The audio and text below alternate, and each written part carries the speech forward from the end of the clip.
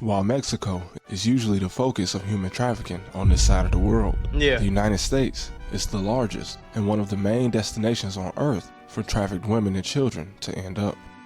But when there's a market, you have to ask, who are the buyers? Who's the buyer? This is a problem you can't mention without talking about Texas. Yeah, a state so Texas, large, boy. you can drive for hours through its country roads while barely running into a single town or settlement.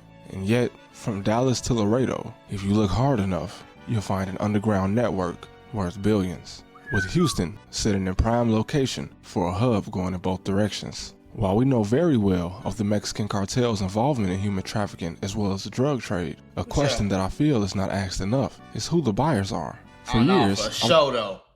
That's a question I'd had for so long. Like, y'all doing all this human trafficking, sex trafficking. Who is paying? Who is buying? Like, what's going on? would have thought that it made me think of that movie Taken. That's the only thing I could like really think about. The U.S. was the main country of origin for many trafficked peoples in the Western Hemisphere, but apparently Americans make up the main customer base for more than just narcotics. From several Houston bars and nightclubs found to be secret hubs with hidden rooms and underground tunnels, to sicarios coming across the border to collect debts and, if needed, commit brutal murders. The Crips, the Bloods, Norteños and Sureños, and other gangs are just the surface of what's going on in the city of Sam Houston. The U.S.-Mexico border is one of the most crossed international borders in the world, and it's been like this for a very, very long time. Don't let the news fool you into thinking that this is something that was just allowed to happen in the past 10 years. And these are legal crossings I'm speaking of.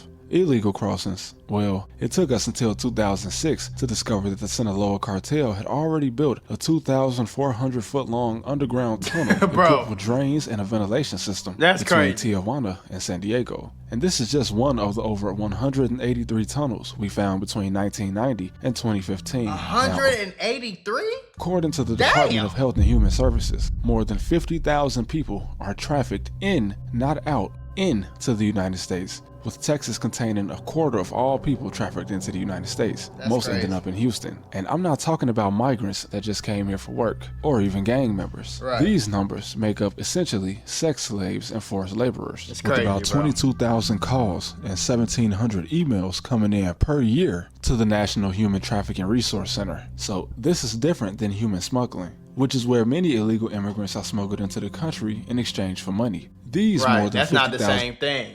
That's when, like, okay, Mexico crazy, I'm trying to go get a better life. Can you help me get to the U.S. even though I can't get my papers or whatever the case is? That's different than trafficking. That's different, folks.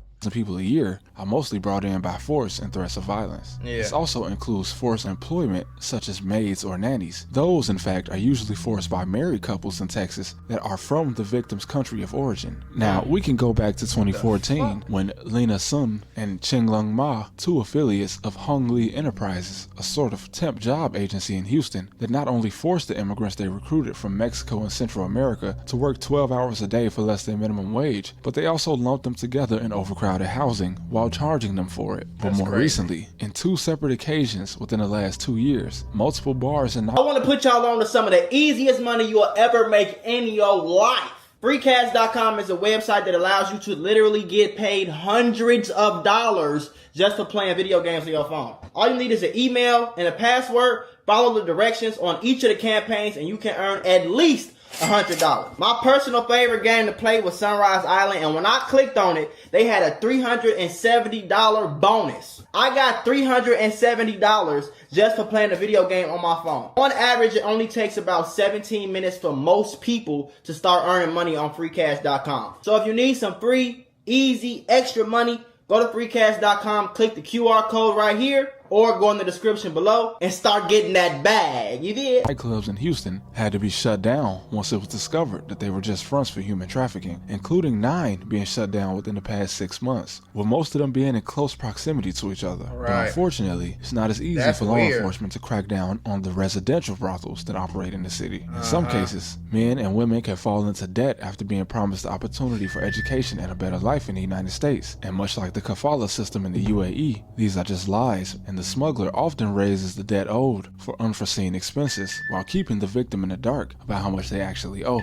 And when these people get into the United States, many of them being minors, they're often afraid of what will happen if they try to report any of this to law enforcement, whether that's due to a language barrier, distrust of the justice system, or even worse, their own ignorance to the fact that they are being victimized. It's also important to remember that many trafficked people from Mexico were teen mothers when they were abandoned by their families, mostly due to the horrific circumstances that led to their pregnancy, and the human traffickers exploited their financial situation and lack of education. Houston has an estimated 200 active brothels at any time, with 2 new openings each month.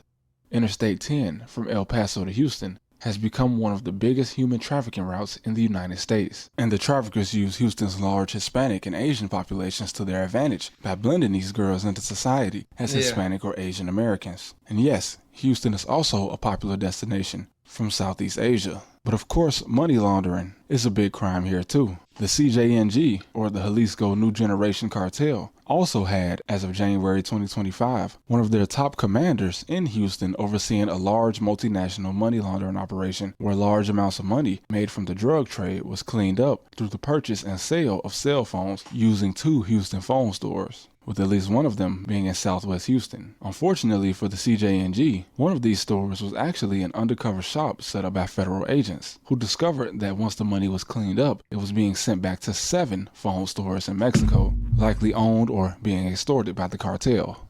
I truly felt that it would be a disservice to the city of Houston for me to ever attempt to explain what's going on there without mentioning one of the biggest and oldest problems in human civilization. Long before the Romans coined the term slave, it has always been custom for different tribes and raiding bands to forcibly take people into their own servitude or sell them into the household of another for the right price. And unfortunately, as long as corruption in politics keeps majority of the wealth in the hands of a very few, this problem will continue to persist. This is why Mexico, a country with far more skilled young civilians per capita, is full of people trying to get out.